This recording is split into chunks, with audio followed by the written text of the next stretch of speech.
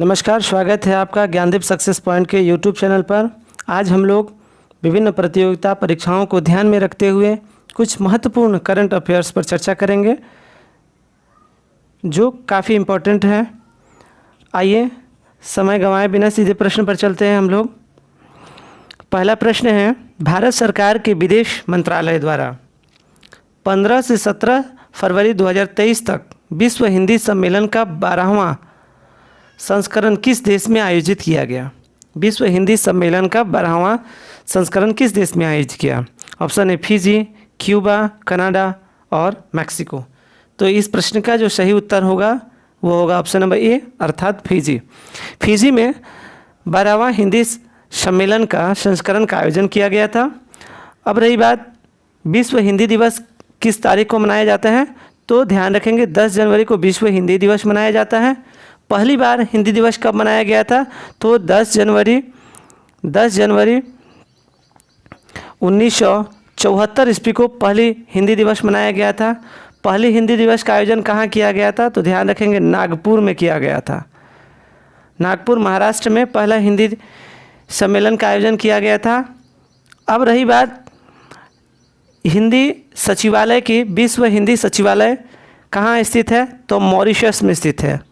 विश्व हिंदी सचिवालय मॉरिशस में स्थित है। ठीक है। अगर बात की जाए राष्ट्रीय हिंदी दिवस की, तो राष्ट्रीय हिंदी दिवस ध्यान रखेंगे 14 सितंबर को मनाया जाता है। आई होप आपको ये जानकारी पता चल गया होगा कि पहला हिंदी दिवस 10 जनवरी 1974 को नागपुर में आयोजित किया गया था। उसके बाद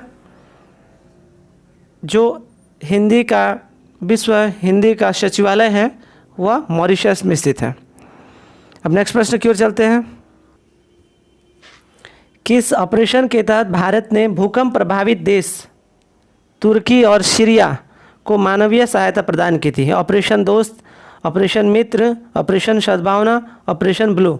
तो इस प्रश्न का जो सही उत्तर होगा ऑप्शन नंबर ए अर्थात ऑपरेशन दोस्त के तहत भारत सरकार ने तुर्की और सीरिया में भूकंप प्रभावित क्षेत्रों में लोगों को राहत बचाव के लिए अपना सहायता दिया था। इसके अलावे कुछ अन्य ऑपरेशन है जो काफ़ी इम्पोर्टेंट रहता है। जैसे ऑपरेशन गंगा की अगर बात की जाए तो ऑपरेशन गंगा रूस और यूक्रेन युद्ध के कारण भारत सरकार ने यूक्रेन से भारतीय नागरिकों को निकालने के लिए ऑपरेशन गंगा की शुरुआत की थी। साथ ही साथ ऑपरेशन आहट जो रेलवे सुरक्षा बल द्वारा शुरू किया गया था, यह महिलाओं तथा बच्चों की तस्करी से बचाने के लिए किया गया था। साथ ही साथ ऑपरेशन परिवर्तन, ये ऑपरेशन परिवर्तन आंध्र प्रदेश पुलिस द्वारा चलाया गया था। इसके अंतर्गत भांग की खेती और उसकी आपूर्ति को खत्म करने के लिए एक विशेष स्पेशल अभियान था। आइए अब हम लोग नेक्स्ट प्रश्न की ओर चलते। पत्रकारिता के प्रति विशिष्ट योगदान के लिए राजा राम मोहन राय राष्ट्रीय पुरस्कार 2023 के लिए किसे चुना गया? ऑप्शन है अजीत अंजुम, शेखर गुप्ता, सुरेश प्रसाद, ए.बी. के प्रसाद। तो इस प्रश्न का जो सही उत्तर होगा ऑप्शन नंबर डी अर्थात ए.बी. के प्रसाद ने राजा राम मोहन राय पुरस्कार 2023 को जीता है। अब ध्यान रखेंगे विश्व स्तर पर जो पुरस्कार की श्रेणी में सर्वोच्च सम्मान होता है वह पुलित्जर पुरस्कार होता है। कौन से पुरस्कार होता है? पुलित्जर पुरस्कार। ठीक है, जिसे पत्रकारिता का नोबेल पुरस्कार भी कहा जाता है। आप लोग कमेंट्स बॉक्स में बताएंगे प्रित्जर पुरस्कार किस क्षेत्र में दिया जाता है। पुलित्जर और प्रित्जर दोनों अलग अलग है। पुलित्जर पुरस्कार तो पत्रकारिता के क्षेत्र में दिया जाता है, लेकिन प्रित्जर पुरस्कार किस क्षेत्र में दिया जाता है? नेक्स्ट प्रश्न की ओर चलते हैं। भारतीय सेना द्वारा लद्दाख के सुदूर इलाकों में बच्चों की मदद करने के उद्देश्य से कौन सी ऑपरेशन की गई? ऑपरेशन रोशनी, ऑपरेशन मुस्कान, ऑपरेशन सद्भावना, ऑपरेशन प्रकाश। तो इस प्रश्न का जो सही उत्तर होगा ऑप्शन नंबर सी अर्थात ऑपरेशन सद्भावना। जम्मू कश्मीर में ग्रामीण क्षेत्र और एलओसी के आसपास के क्षेत्रों में लोगों की मदद करने के लिए ऑपरेशन सद्भावना को शुरू किया गया। हाल ही में किस राज्य सरकार द्वारा प्रवासियों का पहला सर्वेक्षण शुरू किया गया? ऑप्शन है झारखंड, उत्तराखंड, त्रिपुरा और नागालैंड। तो इस प्रश्न का जो सही उत्तर होगा ऑप्शन नंबर ए अर्थात झारखंड की सरकार ने प्रवासियों का सर्वेक्षण शुरू कर दिया है। बात झारखंड राज्य की करें तो झारखंड राज्य बिहार राज्य में ही था, लेकिन 15 नवंबर 2000 ईस्वी को झारखंड एक अलग राज्य के रूप में अस्तित्व में आया। प्रधानमंत्री नरेंद्र मोदी ने किस स्थान पर देश के सबसे बड़े हेलीकॉप्टर निर्माण संयंत्र का उद्घाटन किया गया? अहमदाबाद, मुंबई, कोचीन, तुमकुर, कर्नाटक। तो इस प्रश्न का जो सही उत्तर होगा ऑप्शन नंबर डी अर्थात तुमकुर कर्नाटक में एशिया के सबसे बड़े हेलीकॉप्टर निर्माण संयंत्र का उद्घाटन किए।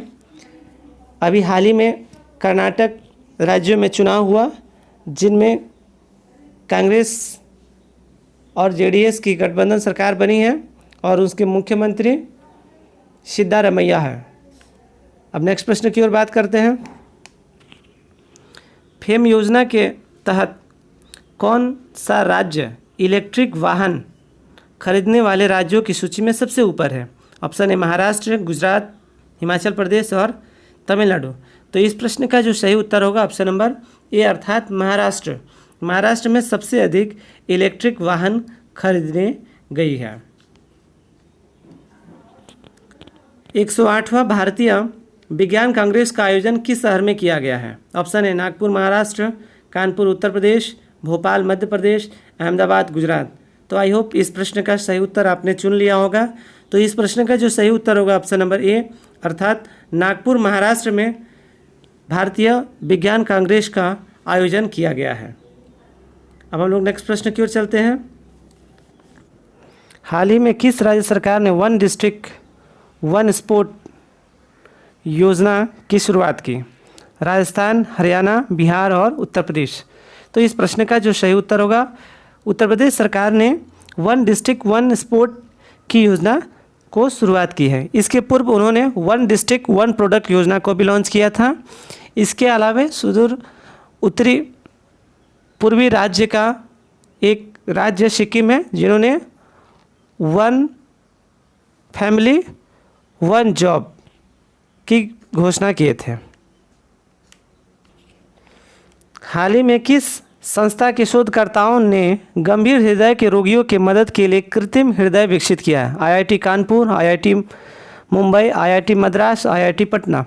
तो इस प्रश्न का जो सही उत्तर होगा ऑप्शन नंबर ए अर्थात आईआईटी कानपुर ने गंभीर हृदय रोगियों के मदद के लिए कृत्रिम हृदय आर्टिफिशियल हार्ट के डेवलप किया है। हाल ही में अपने सभी जिलों में जियो 5G सेवाएं प्राप्त करने वाला पहला भारतीय राज्य कौन सा है? ऑप्शन है गुजरात, महाराष्ट्र, हरियाणा और पंजाब। तो इस प्रश्न का जो सही उत्तर होगा ऑप्शन नंबर ए अर्थात गुजरात एक ऐसा राज्य है जिन्होंने अपने सभी जिलों में 5G सेवाएं लॉन्च कर दी गई है। जापान को पीछे छोड़कर दुनिया का दूसरा सबसे बड़ा कच्चा इस्पात उत्पादक देश कौन सा बन गया है? ऑप्शन है भारत, चीन, अमेरिका और रूस। इस प्रश्न का जो सही उत्तर होगा ऑप्शन नंबर ए अर्थात भारत जापान को पीछे छोड़कर दुनिया का दूसरा सबसे बड़ा कच्चा इस्पात उत्पादक देश बन गया है। आई होप ये वीडियो आपको पसंद आ रही है। अगर पसंद आ रही है तो अपने दोस्तों के पास शेयर ज़रूर करेंगे और साथ साथ पहली बार अगर विज़िट कर रहे हैं तो इस चैनल को लाइक सब्सक्राइब ज़रूर करेंगे और साथ ही साथ बेल नोटिफिकेशन को ऑन कर दीजिएगा ताकि कोई भी वीडियो अपलोड हो तो आप तक पहुंच जाए। धन्यवाद।